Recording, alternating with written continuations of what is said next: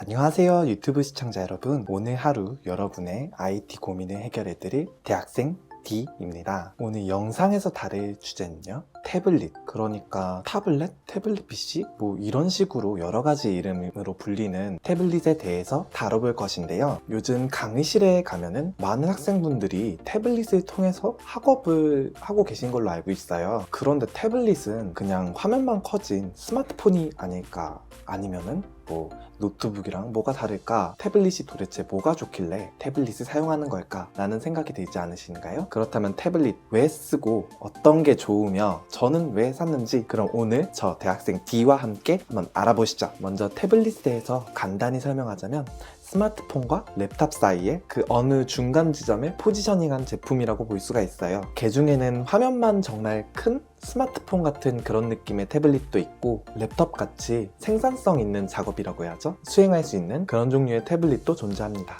또한 OS별로, 제품을 만드는 제조사별로, 제조사별, 라인업별로 그 특징이 전부 다른데요. 저 같은 경우는 애플에서 판매 중인 아이패드를 올해 6월부터 구입해가지고 한 반년 가까이 사용을 하고 있어요. 그러면 제가 태블릿을 구매한 이유와 그리고 어떤 점이 좋았었는지 그거에 대해서 먼저 말씀드려야 될 것 같네요. 그럼 가시죠. 제가 태블릿을 구매하게 된 결정적인 이유 첫 번째, 스마트폰으로는 부족하고 랩톱으로는 너무 과한 그런 환경이 있어요. 스마트폰 같은 경우 작고 가볍기 때문에 어디든지 휴대 가능하고 쉽게 사용할 수 있는 게 큰 특징이죠. 하지만 만약에 제가 엑셀이나 아니면 워드 같은 프로그램을 사용하기에는 스마트폰은 너무 작기도 하고 그 OS 특성상 잘 맞지도 않습니다. 또한 만약에 제가 보고 있던 거를 이렇게 쓱쓱 보다가 앞에 있는 사람한테 보여준다고 치면은 스마트폰은 너무 좀 작기도 하고 그런 게 있더라고요. 그러면 노트북 쪽을 봐볼까요? 물론 노트북은 사무적인 일이나 아니면 뭐 영상 편집 같은 전문적인 일이나 뭐 여러 가지를 할 수 있어서 정말 좋아요. 근데 노트북은 상판 하판이 나누어져 있는 구조라서 그 무게도 상당할 뿐더러 크기도 너무 커서 좀 부담스러운 그런 면이 있어요. 노트북 같은 경우도 이렇게 큰 화면과 무거운 무게로 인해서 휴대성이 아무래도 좀 떨어지는 그런 면이 대부분 노트북에서 발생합니다. 그렇다면 스마트폰에서는 못하는 오피스 작업을 하고 싶은데 노트북은 좀 부담스럽다. 그런 경우에는 어떤 제품을 써야 될까요? 네, 예상하셨다시피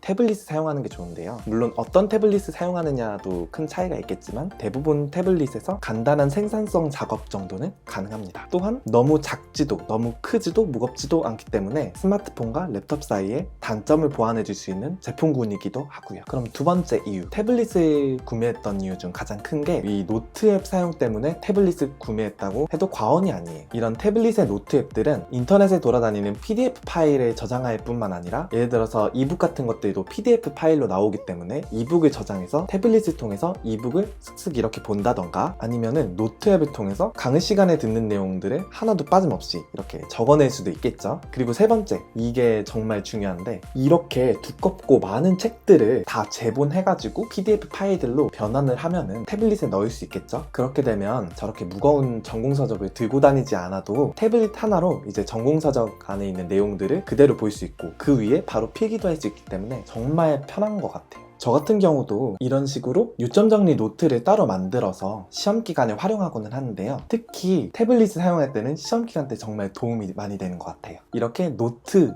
그러니까 종이도 필요 없고 전공서적도 안 들고 다녀도 되는 이런 페이퍼리스한 삶은 삶의 질을 확 높여주는 그런 느낌이 들더라니까요. 그리고 제가 구매한 이유 세 번째, 갖고 싶어서예요. 네, 갖고 싶어서.